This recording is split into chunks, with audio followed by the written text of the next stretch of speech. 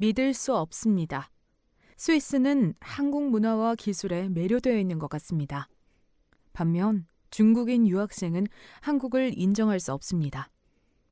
경제 대국인 중국이 한국보다 부족할 리가 없잖아? 도대체 무슨 일이 있었던 것일까요? 그 이야기를 시작해 보도록 하겠습니다. 저는 어릴 때부터 중국이 세계의 중심이라는 믿음을 갖고 자랐습니다. 아버지는 늘 자랑스럽게 말씀하셨죠. 우리나라는 5,000년 역사를 가진 문명국이야. 서양인들이 실크로드를 통해 우리를 찾아왔지. 우리 문화는 세계에 깊은 영향을 주었어. 학교에서도 같은 이야기를 들었죠. 교과서에서는 중국이 전 세계에서 가장 오랜 역사를 지닌 국가이며 세계적으로도 미국과 함께 G2로 불리는 강대국이라고 적혀 있습니다. 전 이런 가르침을 단 한 번도 의심한 적이 없었습니다. 그래서 저는 중국의 위대함을 세계에 증명하고 싶었어요. 그런 마음으로 스위스에 유학을 오기로 결심했습니다. 스위스는 유럽 금융의 중심지였고 저는 그곳에서 금융공학을 공부하며 미래를 준비하려 했습니다. 제가 유럽에서 성공을 거두면 중국이 세계를 이끄는 강대국이란 사실을 더 확고하게 보여줄 수 있을 거라고 믿었어요. 그러나 그 믿음은 취리히 공항 입국 심사대에서 처음으로 흔들리기 시작했습니다. 비행기에서 내릴 때만 해도 가슴이 벅찼습니다. 이제부터 본격적인 유학 생활이 시작됩니다. 드디어 스위스 땅을 밟았다는 생각에 설렘이 가득했습니다. 취리히 공항은 깔끔하고 조용했죠. 스위스 사람들은 질서를 중시하는 듯 보였고 공항의 분위기 역시 정돈된 느낌이 들었거든요. 저는 서둘러 입국 심사대로 향했습니다. 입국 심사대 앞엔 긴 줄이 이어져 있었죠. 하지만 줄이 빠르게 줄어드는 것을 보니 그리 오래 걸리지는 않을 것 같았습니다. 대부분의 서양인들은 몇 마디 나누고 바로 도장을 받은 후 아무 문제 없이 통과하고 있었습니다. 저도 금방 나갈 수 있을 거라고 생각했죠. 그러나 제 차례가 되자 분위기가 달라졌어요. 심사관 앞에 여권과 학생 비자를 내밀었을 때 그는 그것을 받아들고 한참을 바라보았습니다. 컴퓨터 화면을 몇 번 확인하더니 뭔가를 검색하는 듯한 모습을 보였죠. 순간 이상하다는 생각이 들었습니다. 앞 사람들은 여권을 넘기자마자 바로 도장을 받고 지나갔는데 왜 저는 이렇게 오래 걸리는 걸까요? 중국에서 왔습니까? 심사관이 저를 빤히 쳐다보며 물었죠.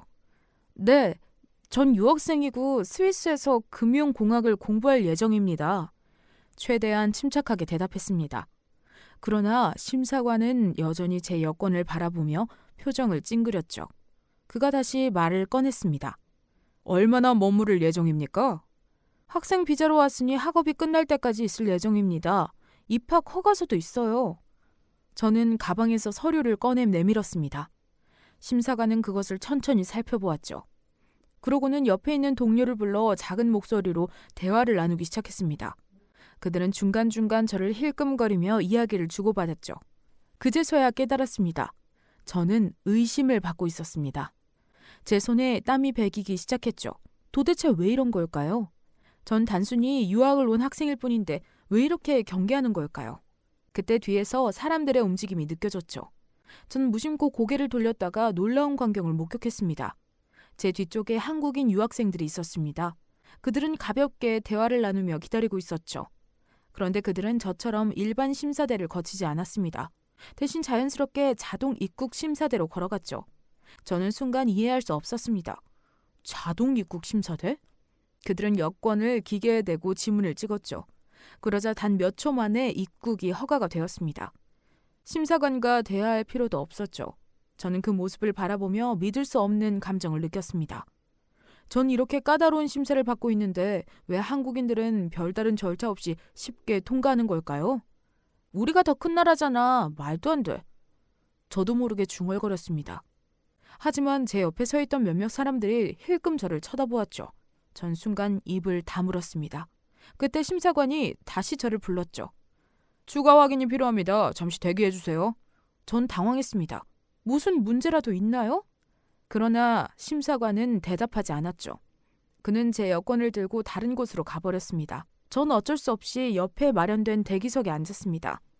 이미 제 뒤에 있던 사람들은 모두 심사를 마치고 공항을 빠져나가고 있었죠. 핸드폰을 꺼내 시간을 확인했습니다. 10분, 20분, 30분. 전 이게 단순한 절차인지 아니면 중국 여권이라서 문제가 된 건지 고민하기 시작했습니다. 그리고 순간 깨달았죠. 한국인들은 자동 입국 심사대를 통과했습니다. 그 말은 한국은 스위스가 신뢰하는 나라라는 의미였어요. 반면 중국에 대한 이미지는 부정적인 게 분명하여 전 지금 이곳에서 신뢰받지 못하고 있었습니다. 제가 믿어왔던 세계관이 흔들리기 시작했지만 애써 부정했어요. 스위스에서 단단히 오해를 하고 있는 것이라고 말이죠. 30분이 지나고 심사관이 제 여권을 들고 돌아왔습니다. 그는 여전히 무표정한 얼굴로 말했습니다. 통과입니다. 전 얼른 여권을 받아들었죠. 그러나 기쁨보다는 이해할 수 없는 씁쓸함이 먼저 밀려왔습니다. 저 앞에 서 있는 한국인 유학생들이 가볍게 웃으며 공항을 빠져나가고 있었어요. 그들은 당당했습니다. 전 30분 동안 대기해야 했죠. 그리고 전 처음으로 스스로에게 질문했습니다. 대체 중국과 한국의 차이가 뭐지? 그날 저는 처음으로 제가 믿어왔던 중국의 위대함이 다른 나라에서 인정받지 못하고 있다는 사실을 마주했습니다. 그리고 그것이 단순한 기본 탓이 아닐 수 있다는 생각이 들었죠. 전 공항을 빠져나가며 처음으로 제 중국 여권이 부끄럽다고 느꼈습니다. 하지만 절대로 인정하지 않으려고 했죠. 새 학기가 시작된 후 전 친구들을 사귀려고 했지만 여전히 혼자였어요. 취리히 대학은 세계 각국에서 온 학생들로 가득했습니다. 캠퍼스는 고풍스러운 건물들과 아름다운 정원이 어우러져 있었고 곳곳에서 다양한 언어로 대화하는 학생들의 모습이 보였습니다. 전 이곳에서 새로운 친구를 사귀고 세계적인 인맥을 쌓으며 중국의 위상을 증명하고 싶었거든요. 그러나 학기가 시작된 후 전 예상치 못한 현실과 마주하게 되었습니다. 수업 첫날 전 용기를 내어 주변 학생들에게 인사를 건넸습니다. 서양 학생들은 다들 밝게 웃으며 서로 어울리는 모습이었고 저도 자연스럽게 대화에 끼어들려고 했거든요. 안녕하세요. 전 중국에서 온 메이입니다. 그러나 제 소개가 끝나자마자 주변 공기가 미묘하게 변했습니다.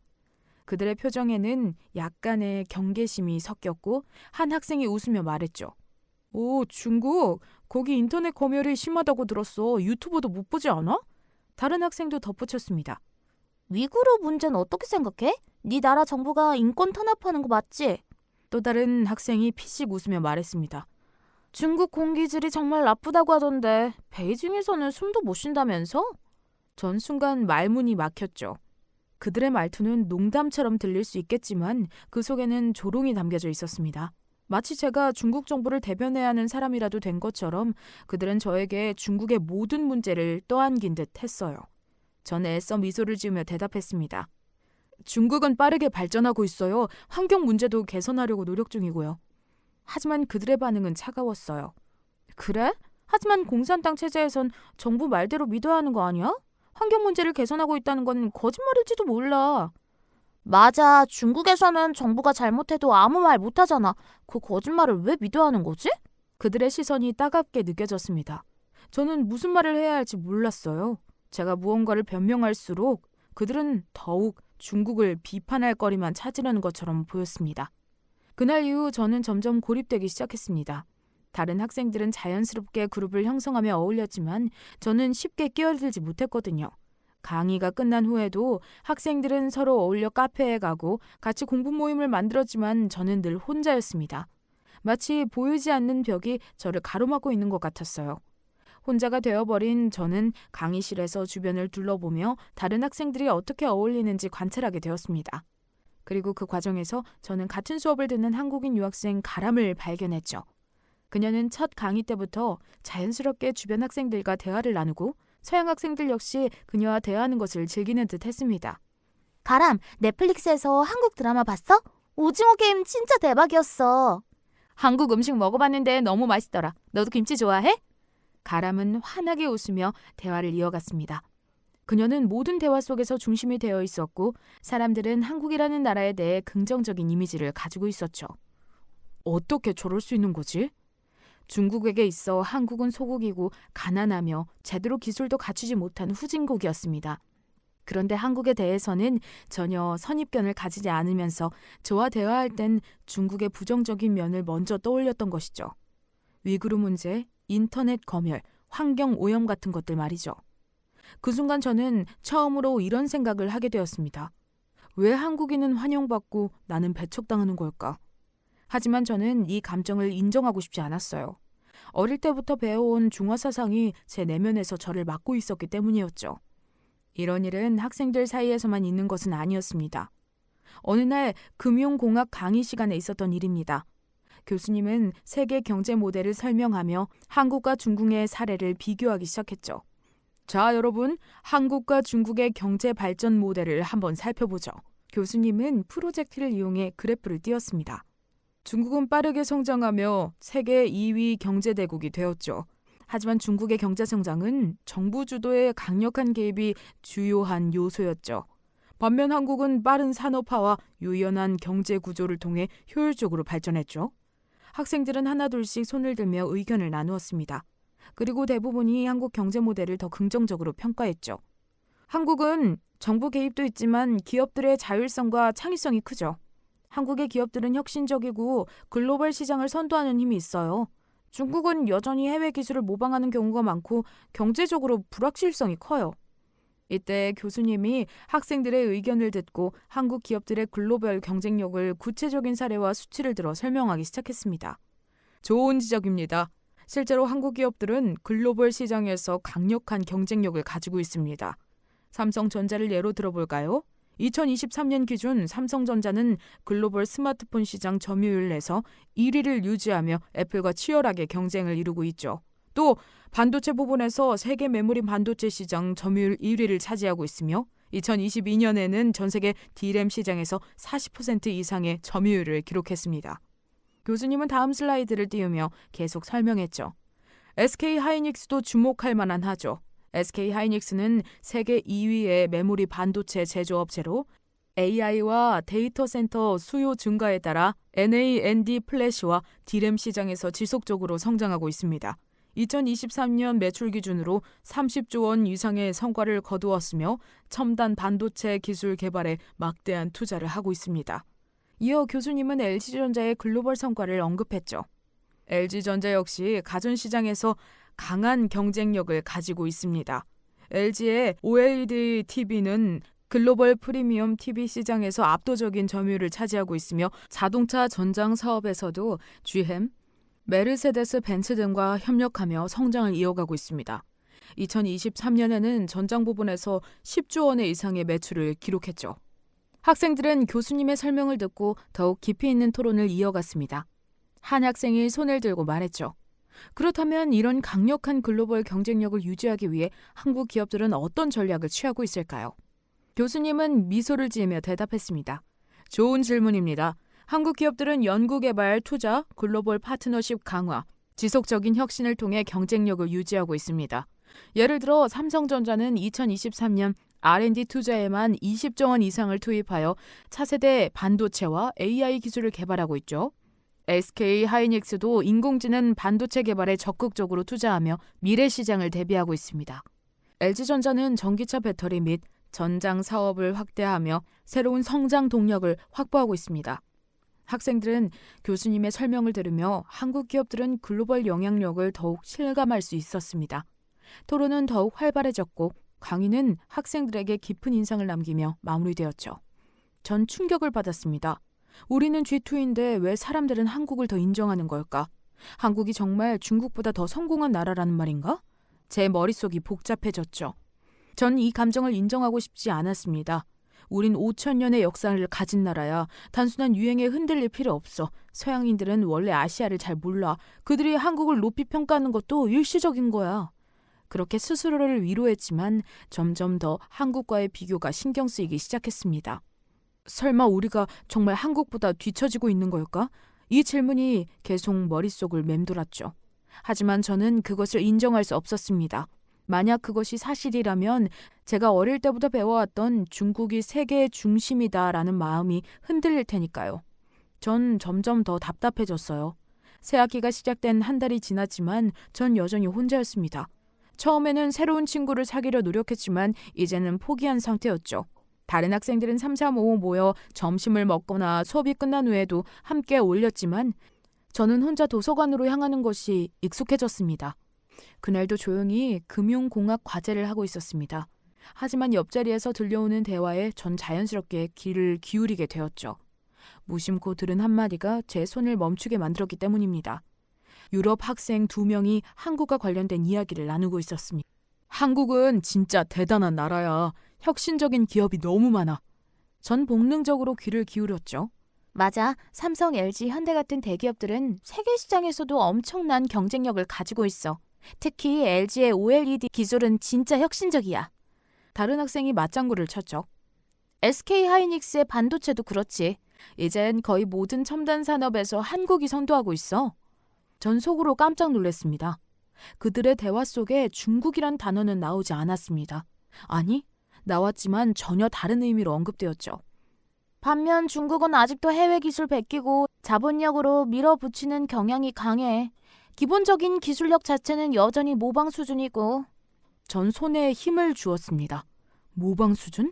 우리는 세계에서 가장 큰 시장을 가진 나라고 5,000년의 역사를 자랑하는 문명국인데? 그들의 입에서 나온 중국에 대한 평가는 너무나도 냉정했죠. 그들은 대화를 계속 이어나갔습니다. 그리고 한국 문화의 영향력도 대단해. BTS와 블랙핑크 같은 K-팝 스타들은 단순한 가수가 아니라 세계적인 아이콘이 되었어. 오징어 게임 같은 드라마도 대단하지. 넷플릭스 역대 흥행 1위라잖아. 게다가 한국 영화도 아카데미에서 상을 받았지? 기생충은 정말 걸작이고. 그들은 한국의 문화, 경제, 기술력을 칭찬하며 감탄했습니다. 그런데 중국에 대한 이야기가 나올 땐 평가가 달라졌습니다. 중국은 경쟁력은 강하지만 문화적으로는 아직 폐쇄적인 부분이 많아. 그리고 세계에서 신뢰받기엔 아직 멀었지. 그 말을 듣는 순간 전 더 이상 참을 수가 없었습니다. 전 노트북을 켜고 검색창을 열었죠. 인터넷을 검색해 제대로 된 확인을 해보자고 생각했습니다. 하지만 이상하게 손이 망설여졌죠. 만약 정말 한국이 중국보다 더 나은 나라라면 어떻게 받아들여야 하지? 하지만 저는 중화 사상을 부정할 수 없었습니다. 우린 세계에서 가장 위대한 문명을 이룩한 나라이고 서구가 동방을 동경했던 시대가 있었는데 그것이 한순간에 뒤바뀌었다고 인정해야 한단 말인가? 만약 그들이 말한 것이 사실이라면? 그렇다면 저는 지금까지 거짓된 믿음 속에서 살아온 걸까요? 결국 키보드를 두드리기 시작했습니다. 중국과 한국의 차이. 검색 결과는 충격적이었습니다. 처음에는 경제 관련 기사가 나왔죠. 한국의 1인당 GDP는 빠르게 성장하고 있었고 기술력과 창의성을 바탕으로 세계 시장을 선도하는 기업들이 많았습니다. 반면 중국에 대한 뉴스들은 경제 성장보다 부정적인 기사들이 더 많이 보였죠. 저는 검색어를 조금 바꾸었습니다. 중국인 해외 사건. 그리고 저는 더 충격적인 장면들을 마주하게 되었죠. 파리 루브르 박물관에서 중국 관광객이 유리창에 침을 뱉고 직원과 싸우는 영상. 일부 온천에서 몸을 씻지 않고 그대로 들어가 다른 손님들과 싸우는 장면. 태국 해변에서 공공장소에 무단으로 쓰레기를 버리고 떠나는 중국 관광객들. 세계 문화유산을 훼손하는 중국인들의 행동. 만리장성에 이름을 새기는 사건. 이탈리아 콜로세움의 중국어 낙서. 그 중에서도 가장 충격적인 것은 스위스에서 벌어진 중국인들의 몰상식한 행동이었습니다. 한 블로그에서 스위스 추리 거리의 한 중국인 관광객이 공용 장소에서 용분을 보는 장면이 찍혀 있었습니다. 그 옆에는 가족들로 보이는 사람들이 있었지만 아무도 말리지 않았고 오히려 핸드폰을 만지작거리고 있었죠. 댓글에는 이런 사람들이 우리나라에 오다니 끔찍하다. 중국인들이 또 사고를 쳤군. 이라는 반응들이 이어지고 있었습니다. 전 숨을 제대로 쉴 수가 없었어요. 이것이 서구에서 바라보는 중국의 이미지였던 걸까요? 전 노트북 화면을 멍하니 바라보았습니다. 아니야, 이건 일부 사람들의 행동일 뿐이야. 우리나라 14억 인구 중 이런 사람들은 극소수일 뿐일 거야. 저는 스스로를 설득하려고 했습니다. 하지만 검색은 계속할수록 중국인들이 해외에서 저지른 몰사양식한 행동들은 끝없이 나왔죠. 어릴 때부터 저는 중국이 세계의 중심이라고 배웠습니다. 우리 문화는 위대하고 우린 가장 오래된 문명을 가진 국가라고 믿었죠.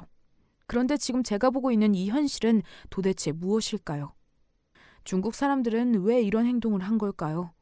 그런데 한 가지 더 이상한 건 중국이 이런 수준이면 한국은 더하고도 남는 국가라는 것이죠. 그런데 왜 전 세계가 한국을 칭찬하고 왜 우린 이런 부정적인 평가를 받고 있는 걸까요? 저는 마음속이 울렁거렸습니다. 마치 제가 평생 믿어왔던 모든 것이 무너지는 듯한 느낌을 받았어요. 그리고 처음으로 중국이 정말 한국보다 뒤처지고 있는 것은 아닐까라는 생각이 들기 시작했죠. 그러나 저는 이 생각을 인정할 수 없었습니다. 전 도서관에서 본 검색 결과를 머릿속에서 지우려고 했습니다. 아무리 애써도 화면 속에 장면들이 계속 떠올랐죠. 파리 박물관에서 침을 뱉는 중국 관광객, 일부 온천에서 소란을 피우는 사람들, 스위스 거리에서 공공장소의 용변을 보는 모습까지. 이런 생각을 하면서도 저는 중화 사상을 부정하고 싶지 않았습니다. 이건 단순한 오해일 거야. 중국은 여전히 강대국이야. 하지만 마음속 깊은 곳에서 작은 균열이 일어나고 있었죠. 그러던 어느 날 저는 직접적인 차별을 경험하게 되었습니다. 주말 오후 저는 배가 고파 근처의 작은 레스토랑을 찾았습니다. 유럽에서의 식사는 아직 익숙하지 않았지만 맛있는 음식을 먹으며 혼자만의 시간을 보내고 싶었어요. 그러나 레스토랑 문 앞에 걸린 작은 표지판을 본 순간 저는 그대로 얼어붙고 말았습니다. No entry for Chinese. 순간 제 심장이 덜컹 내려앉았습니다. 믿을 수 없었어요. 눈을 비비고 다시 봤지만 글자는 그대로였습니다. 중국인 출입 금지. 머릿속이 새하얘졌어요. 어떻게 이런 일이 있을 수 있을까요? 이곳은 스위스입니다. 유럽의 중심이자 국제적인 도시인데 21세기에 그것도 제가 유학 온 이 나라에서 이런 차별을 직접 마주할 줄은 전혀 몰랐죠. 그리고 그때 레스토랑 안에서 몇 명의 서양인들이 저를 힐끗 보며 수군거리는 모습이 보였습니다. 또 중국인이야? 제발 좀 안 왔으면 좋겠어. 예의도 없고 시끄럽기만 하잖아. 지난번에도 중국인들이 여기 와서 소란을 피웠다더라. 그들의 말이 칼날처럼 가슴을 찔렀죠. 저는 억울했습니다. 난 그런 행동을 하지 않았어. 근데 왜 나까지 그런 취급을 받아야 하는 거야? 하지만 입 밖으로 아무 말도 할 수가 없었어요. 제게는 그들을 설득할 힘도 이유도 없었거든요. 결국 저는 문 앞에서 한 발짝도 들이지 못한 채 뒷걸음치듯 그곳을 떠났습니다. 그때였습니다. 잠깐만요. 뒤에서 들려온 목소리에 저는 걸음을 멈췄습니다. 뒤돌아보니 한국인 유학생 가람이 서 있었어요. 그녀는 저보다 조금 작은 체구였지만 눈빛은 강단 있어 보였습니다. 혹시 그 레스토랑에서 쫓겨난 거예요? 저는 아무 대답도 하지 못했죠. 그녀는 제가 들고 있던 가방과 당황한 얼굴을 살펴보더니 그 표지판을 보곤 얼굴을 찌푸렸습니다. 그러고는 그대로 레스토랑 안으로 걸어 들어갔죠. 저는 놀라 따라갔습니다. 가람은 당당하게 카운터로 가서 종업원에게 물었습니다. 실례지만 여기 정말 중국인은 못 들어오나요? 종업원은 가람을 위아래로 훑어보더니 멍한 얼굴로 대답했습니다. 네, 그렇습니다. 중국인 손님은 받지 않아요. 가람은 표정을 굳히며 다시 물었죠. 왜요? 종업원은 대수롭지 않다는 듯이 말했습니다. 예전에 중국인 관광객들이 여기서 문제를 일으킨 적이 많거든요. 너무 시끄럽고 위생도 신경 쓰지 않고 음식도 아무렇게나 남겼죠. 그래서 사장님께서도 중국인 손님을 받지 않기로 하셨습니다. 전 그 순간 몸이 떨렸습니다. 그렇다면 저는요? 전 그런 행동을 한 적이 없는데 왜 단지 중국인이란 이유만으로 쫓겨나야 하는 걸까요? 그때 가람이 강한 소리로 말했죠. 그건 일부 관광객들이 그랬던 거잖아요. 그렇다고 모든 중국인을 같은 사람 취급하는 건 차별이에요. 종업원은 말이 없었습니다. 가람은 한숨을 쉬더니 제게 말했습니다. 이런 곳에서 밥 먹지 마세요. 차별하는 곳엔 갈 필요 없어요. 전 아무 말도 할 수가 없었죠. 그저 이 한국인 유학생이 나를 도와줬다는 사실이 믿기지가 않았습니다. 레스토랑을 나와 가람과 함께 근처 공원 벤치에 앉았습니다. 전 여전히 멍한 상태로 말했죠. 중국에 대한 편견이 이렇게 심각할 줄 몰랐네요. 가람이 먼저 입을 열었습니다. 사실 저도 처음 유학 갔을 때 한국이 이렇게 평가받는 줄 몰랐어요. 저희 부모님은 한때 한국이 가난할 때는 나쁜 편견이 있었다고 해서 유럽에 올 때 긴장이 많이 되었거든요. 그런데 생활하면서 한국이 서양에서 신뢰받는 이유를 조금은 알 것 같아요. 전 조용히 그녀의 말을 들었습니다. 한국은 크기가 작은 나라지만 그만큼 더 열심히 노력해서 발전했어요. 그리고 세계에서 신뢰를 쌓기 위해 오랫동안 작은 습관부터 바꿔나갔죠. 하지만 중국은 너무 크고 너무 빠르게 성장하면서 사회적인 변화가 따라가지 못한 부분도 있지 않을까요? 그녀의 말에 저는 순간 반박하고 싶었지만 머릿속에 떠오르는 건 도서관에서 검색했던 중국인들의 행동이었습니다. 레스토랑에서 쫓겨난 것도 그들이 중국인을 경계하는 것도 단순한 편견 때문만은 아니었거든요. 그 순간 전 처음으로 어쩌면 중국이 바뀌어야 하는 건 아닐까라는 생각이 들었습니다. 하지만 저는 생각을 인정하고 싶지 않았죠. 그래서 전 가람에게 조용히 물었습니다. 그럼 한국은 어떻게 그런 신뢰를 쌓은 거예요? 가람은 미소를 지으며 말했죠. 우리는 세계에서 인정받고 싶었어요. 그리고 그를 위해 스스로 바꿔나가는 것부터 시작했죠. 그녀의 말이 가슴 깊숙이 박혔습니다. 그날 밤 전 처음으로 중국이 변화해야 하는 것이 아닐까 하는 생각이 들었어요. 하지만 이제 남은 질문은 하나였습니다. 나는 어떻게 하지? 레스토랑에서의 사건 이후 전 가람과 조금 더 자주 만나게 되었어요. 그녀는 특별히 저를 도와주려고 한 것도 아니었고 그저 당연한 일을 했을 뿐이라고 했지만 저에게는 그녀의 행동이 아주 큰 의미로 다가왔습니다. 그날 이후 전 가람과 여러 이야기를 나누면서 조금씩 중국과 한국의 차이를 인정할 수밖에 없었어요. 특히나 가람과 함께 방문했던 박물관에서 많은 깨달음을 얻었습니다. 마침 아시아 특별전이 열렸고 중국과 한국의 전시관도 따로 마련되어 있었죠. 먼저 중국 전시관으로 향했습니다. 수백 년의 역사를 가진 도자기와 청동기, 고대 서책과 그림들이 조용히 놓여 있었습니다. 전시는 웅장했지만 어딘가 정적인 분위기가 감돌았죠. 관객들도 많지 않았고 잠깐 사진을 찍곤 다른 곳으로 이동하는 모습이었습니다. 그리고 다음으로 한국 전시관으로 갔을 때 전 다시 한번 충격을 받았습니다. 한국 전시관은 완전히 달랐어요. 전통적인 유산과 현대적인 기술이 결합된 혁신적인 전시가 펼쳐지고 있었습니다. 디지털 화면에서는 한글의 독창성과 과학적인 구조를 설명하고 있었고 한복의 증강현실을 입어볼 수 있는 체험 공간도 있었습니다. BTS 오징어 게임, 기생충과 같은 한국 문화 콘텐츠를 소개하는 곳에는 서양 관람객들이 줄을 서서 관심 있게 보고 있었습니다. 저에게 왜 한류 콘텐츠가 이렇게 인기가 있는지 의문이었고 가람이에게 물어봤습니다. 가람이는 미소를 지으며 설명하기 시작했죠. 한류 콘텐츠가 전 세계적으로 인기를 끄는 이유는 여러 가지가 있어. 우선 한국 문화는 전통과 현대를 조화롭게 결합하면서 높은 제작 퀄리티를 유지해. BTS 같은 K-팝 그룹은 음악뿐만 아니라 퍼포먼스, 패션, 그리고 스토리텔링까지 종합적으로 전략을 세워 글로벌 팬들을 사로잡고 있어. 가람이는 스마트폰을 통해 통계를 보여주었어요. 예를 들면 스는 2023년 기준으로 전 세계에서 가장 많이 팔린 앨범 중 하나를 기록했고 K-드라마는 넷플릭스에서 꾸준히 상위권을 유지하고 있어. 오징어 게임 같은 콘텐츠는 단순한 오락이 아니라 사회적 메시지를 담고 있어서 주목받고 있어. 넷플릭스에서 방영된 후 90개에서 1위를 차지했어. 가람이는 한류 콘텐츠의 접근성도 중요한 요인이라고 덧붙였죠. 한국 콘텐츠는 글로벌 팬들과 적극적으로 소통해 유튜브나 트위터 같은 플랫폼을 활용해서 실시간으로 팬들과 교류하고 다양한 언어로 콘텐츠를 제공하니까 국경을 쉽게 넘을 수 있지. 저는 가람이의 설명을 들으며 고개를 끄덕였습니다. 한류가 단순한 유행이 아니라 세계적인 전략과 문화적 매력으로 만들어진 현상이라는 것을 실감할 수 있었죠. 가람이는 이어 웃으며 말했습니다. 우리나란 전통을 소중히 여기면서 지금 시대에 맞게 변화를 시도하려고 있어. 예전 것을 자랑하는 것도 중요하지만 지금 우리가 무엇을 하고 있는지가 더 중요하다고 생각해 난. 전 다시 한번 깨달았습니다. 중국과 한국의 차이는 단순한 규모나 경쟁력의 문제가 아니었죠. 한국은 과거의 유산에 머무르지 않고 현재와 미래를 만들어 나가고 있었어요. 반면 중국은 여전히 과거의 영광만 이야기하고 있는 것은 아닌가 되돌아봐야 한다는 생각이 들었습니다.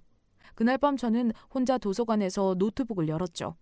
그동안 마음속에서 억누르고 있던 질문을 스스로에게 던져보았습니다. 우린 정말 세계의 중심일까? 검색창에 다시 손을 올렸죠. 이번에는 중국의 세계적인 인식 변화라고 검색했습니다. 나온 결과는 예상보다 더 충격적이었죠. 중국 국제사회에서의 이미지 개선 필요성 대두, 중국 관광객들의 행동, 세계 곳곳에서 논란, 중국 기업들 여전히 해외 기술 의존도가 높아.